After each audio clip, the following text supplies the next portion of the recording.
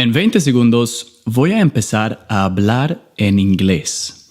Si no entiendes, puedes poner subtítulos en español o cambiar la velocidad del video. Sin embargo, mi recomendación es solo hacer esto en caso de que sientas que no puedes entender más del 20% de lo que estoy diciendo. ¿Listo? Vamos. Did you know that you can use just one simple trick to becoming fluent in English? Just one thing you need to change about how you learn to be able to speak naturally and automatically without ever hesitating, as if you were a native speaker every time you speak.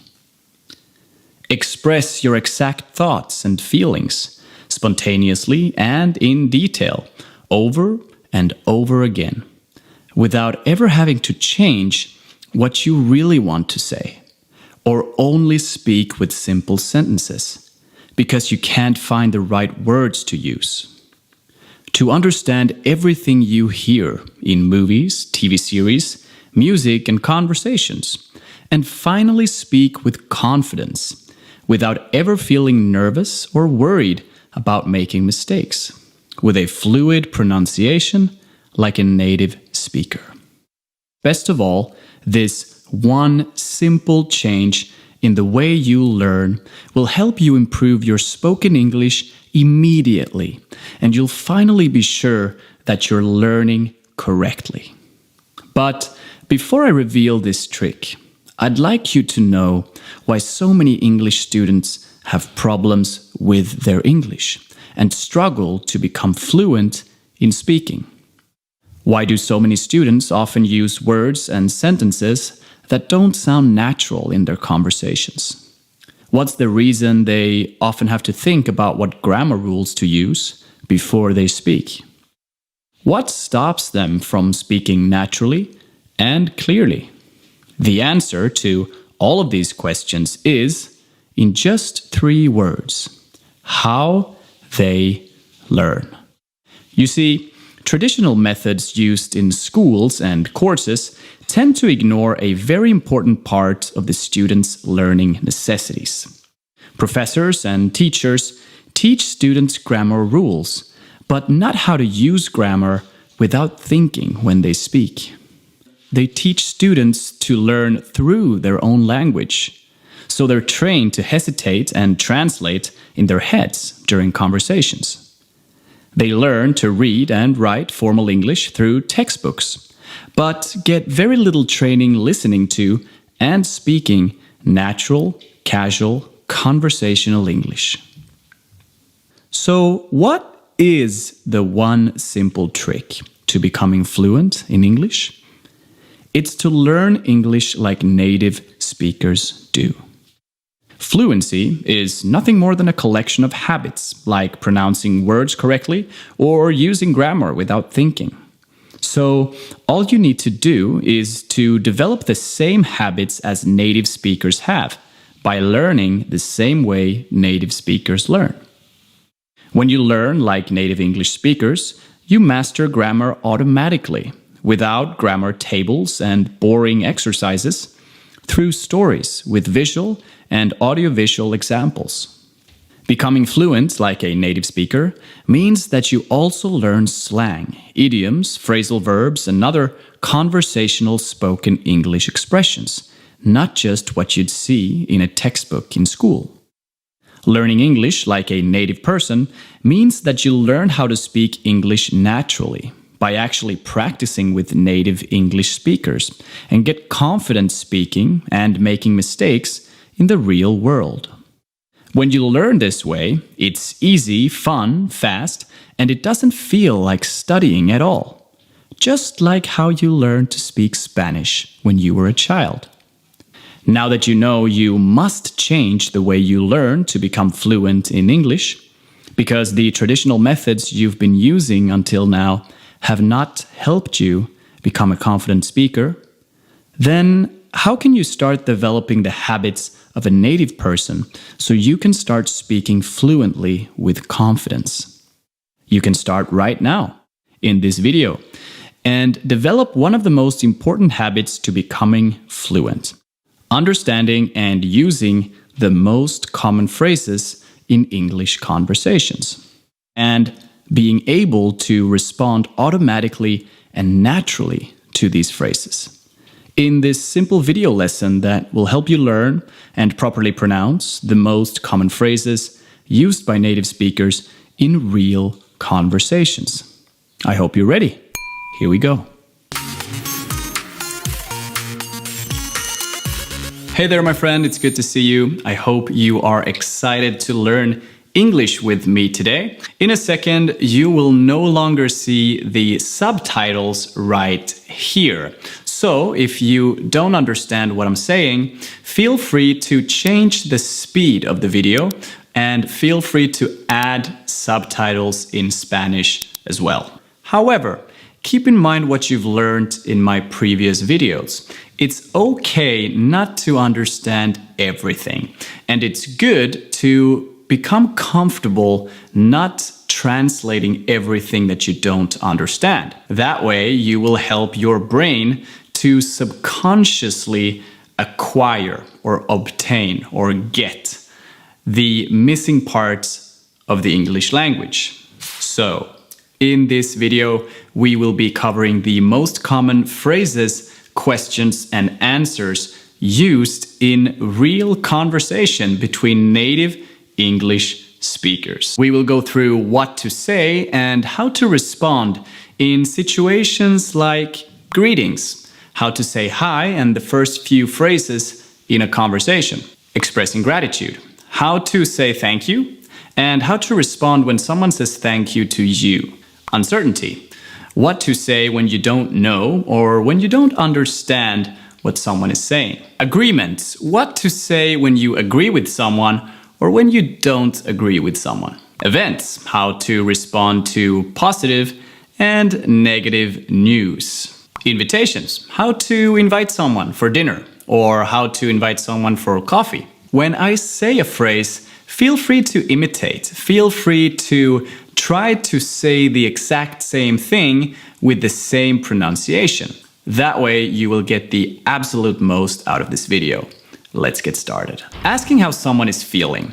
This is typically done in every language in the beginning of a conversation. You could use phrases like, "What's up? How are you doing? How's it going? What have you been up to? How have you been? How's life? How are things?" And you can also combine several of these phrases and say them at the same time. "Hey, what's up? How's it going?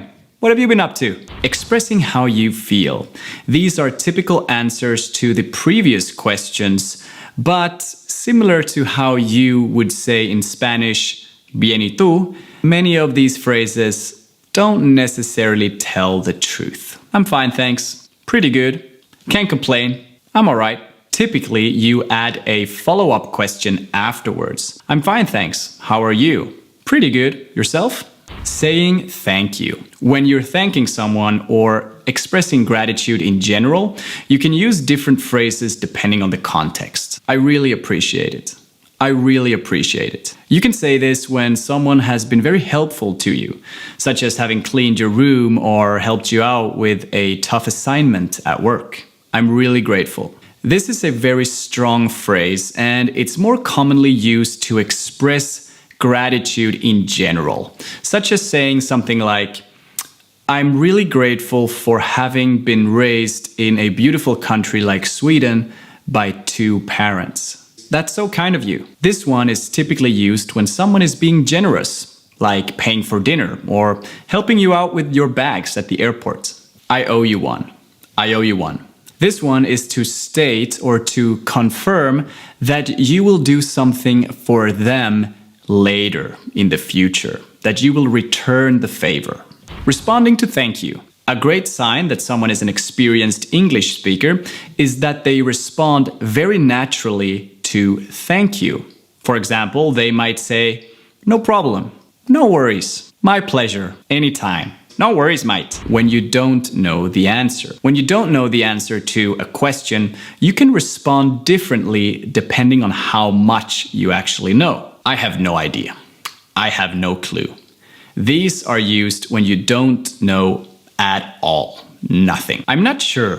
I'm not 100% sure. These are used when you might know. I think the game is on Friday, but I'm not 100% sure. I don't know. Very direct. I can't help you. You could use this phrase to respond to strangers, for example. If they ask you for the directions or for help, you could say, sorry, I don't know. I can't help you. Or if a friend is asking too many things, you could say, dude, I can't help you. Don't ask me. This is commonly said when you have absolutely no idea what the answer is and you want them to stop asking you. I have no idea. Don't ask me. That's a good question. This one could probably be used to respond to more philosophical questions like, what do you think the world will look like in 50 years? That's a good question. When you don't understand, these phrases could be very useful when you're just getting started speaking English. I don't understand. I don't get it. I can't understand. I can't understand you use when you've tried to understand many times, but you're giving up. I can't understand. It's hopeless. I didn't catch that. I didn't catch that.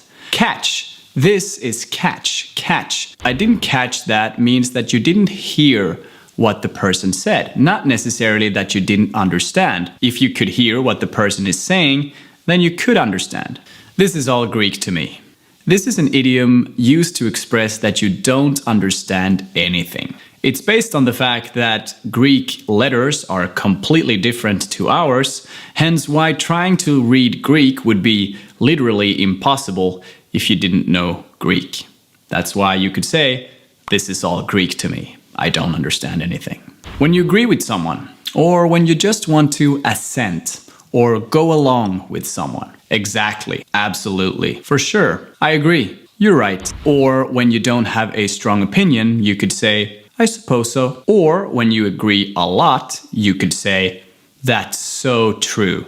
I couldn't agree more. Tell me about it. When you don't agree with someone, if you want to be objective and argue like a real politician, you could say something like, not necessarily. That's not right. But if you want to be more personal and direct and subjective, which means you might not as easily win the argument, you could say something like, I don't think so. I don't agree. Responding to good news, or just assuring, confirming that something is good. That's great, sweet, cool, amazing, awesome. Responding to bad news. That's terrible. That's very, very bad. Poor you. This is mainly used sarcastically as a joke, to joke with someone or to mess with someone.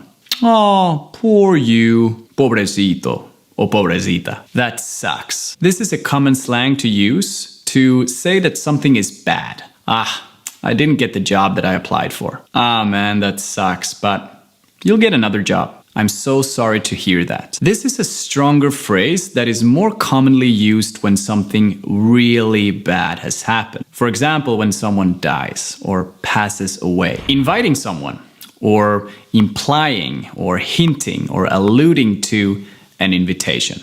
We should get together sometime. Are you free on Saturday? Are you doing anything tomorrow night? What are you up to later? Do you want to watch a movie? Would you like to go for a walk?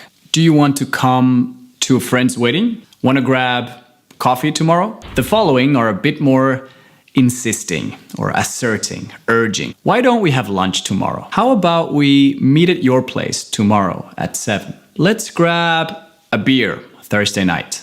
Done. Come with me to my roommate's birthday party. Bonus phrases. I'm starving. I'm really, really hungry. If you're starving, you might actually die or pass away. That's a good deal. Something is very cheap relative to its price or cost. Avocados, 3 for $1. That's a good deal. It's freezing. It's freezing. It's very cold. It's so cold. I'm freezing. It's very, very, very cold. That would be great. That would be great. That would be great. You can say this when someone is inviting you to something or when someone is suggesting that you do something and you want to say yes. For example, do you want to subscribe to my YouTube channel and watch more awesome videos? Yeah, that would be great. Thank you. I really appreciate it. Ahora has descubierto un simple truco para ayudarte a ser fluido mucho más rápido. También has escuchado mucho inglés y has aprendido las preguntas y las frases y las respuestas más comunes en conversaciones diarias entre nativos en inglés. Por favor, ayúdame con un like en el video y compártelo con todos tus amigos que también quieren aprender el inglés. Y asegúrate de volver a visitar el video más tarde para repetir lo que hayas aprendido. Porque, as you know, repetition is key. Remember. También, si quieres solicitar un tema de un video, déjame saber en los comentarios.